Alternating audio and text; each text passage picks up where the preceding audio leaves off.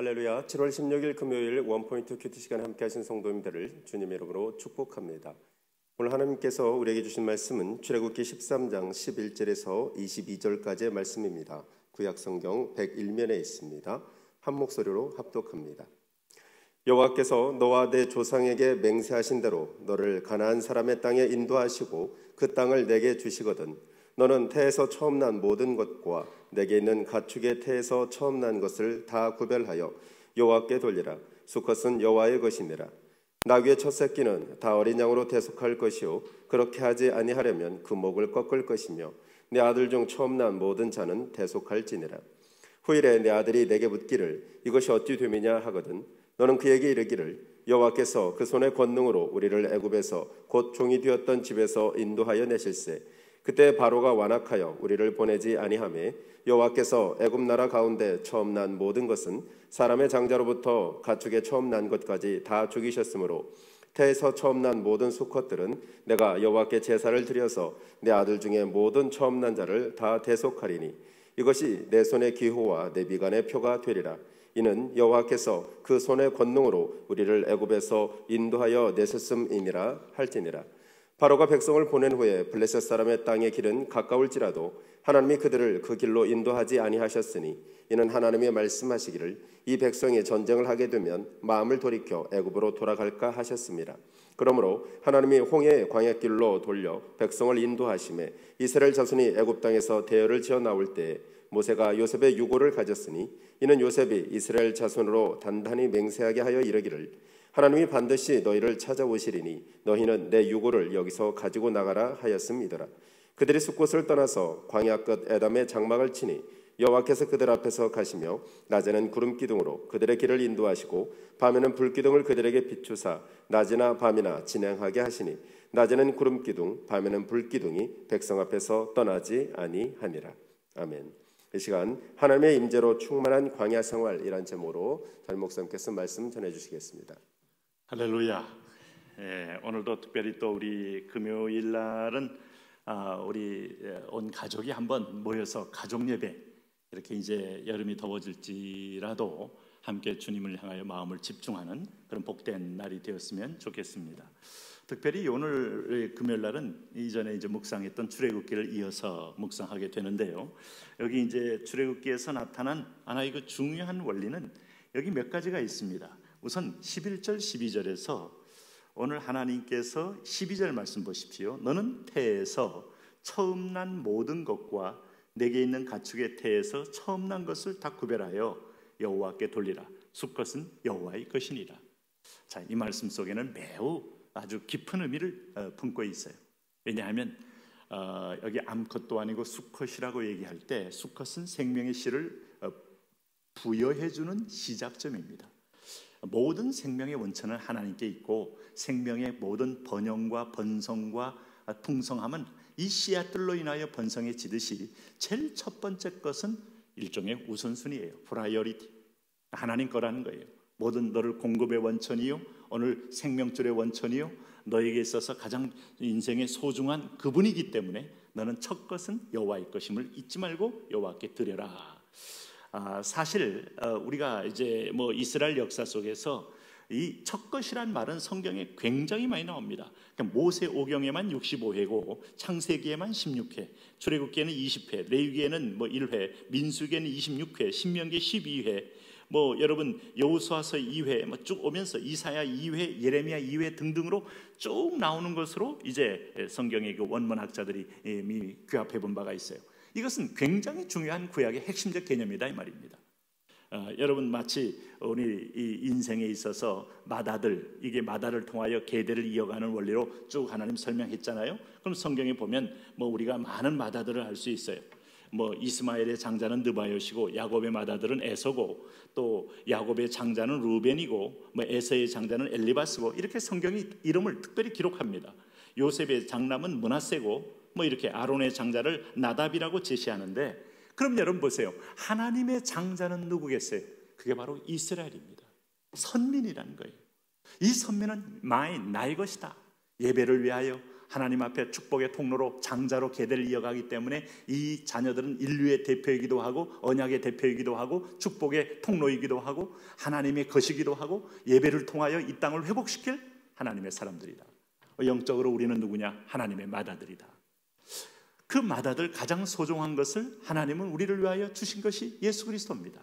그래서 구약 때부터 초태생, 첫것, 그 다음에 우리가 맥주절에 첫 열매, 하나님 것이라는 사실을 여러분 잊지 마세요.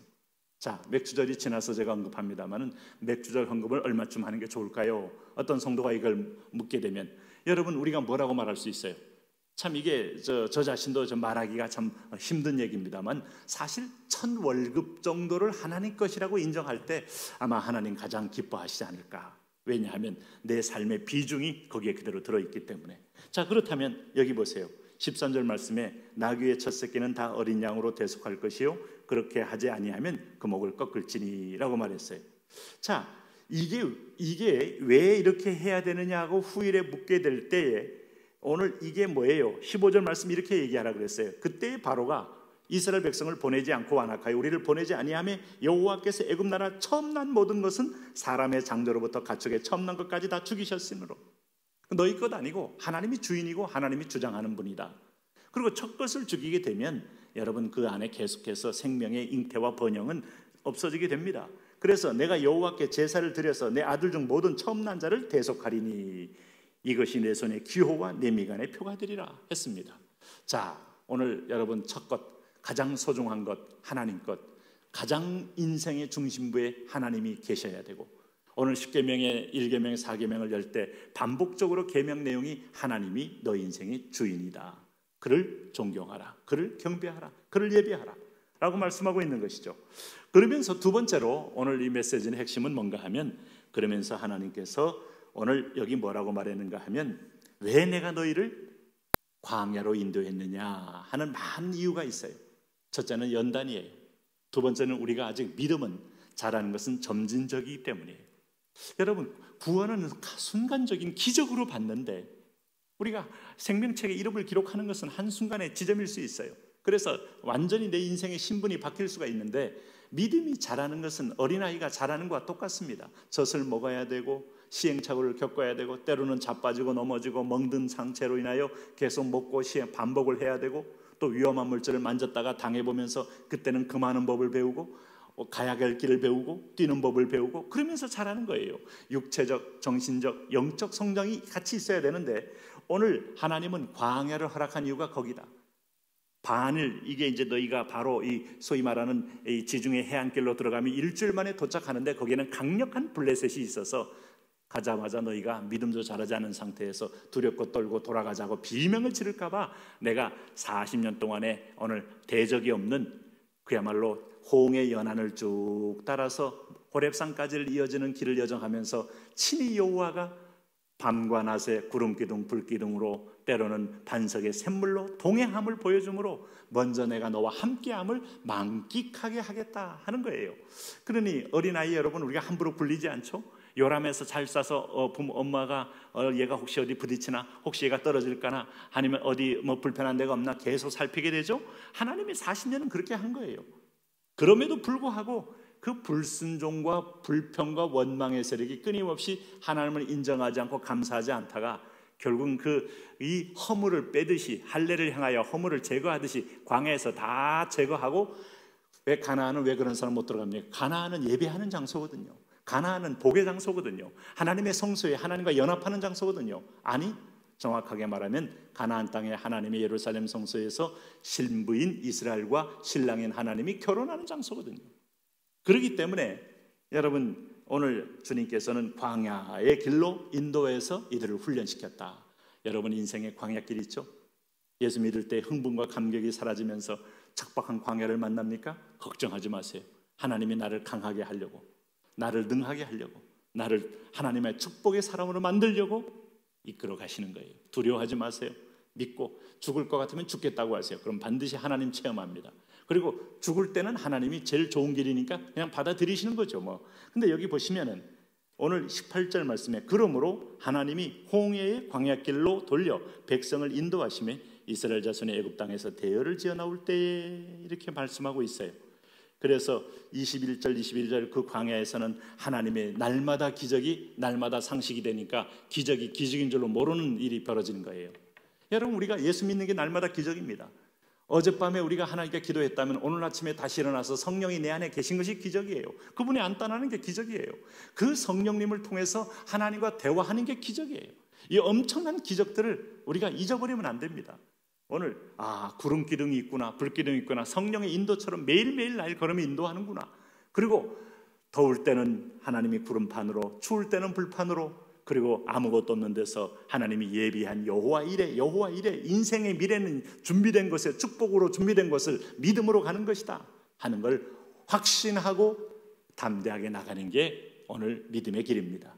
우리 출애굽기를 보면 당신의 앞에도 동일하게 이런 일이 예비되어 있음을 보여주고 있어요. 오늘도 담대하게 믿음으로 나가 승리하시기 바랍니다. 하나님 아버지, 그렇습니다. 오늘 불안과 두려움과 상황의 변화가 예측 못하게 많이 오기 때문에 우리 자신들도 평강을 유지할 때 힘들 때가 있을지 모르나 능력의 주님, 보호의 주님, 임마누엘의 주님 동행하면서 담대하게 풍랑을 뚫고 사막을 뚫고 오늘 하나님 기근을 뚫고 하나님의 놀라운 블루오션의 축복의 자리에 도달하는 믿음의 승리의 행진하게 하여 주옵소서. 예수님 이름으로 기도합니다.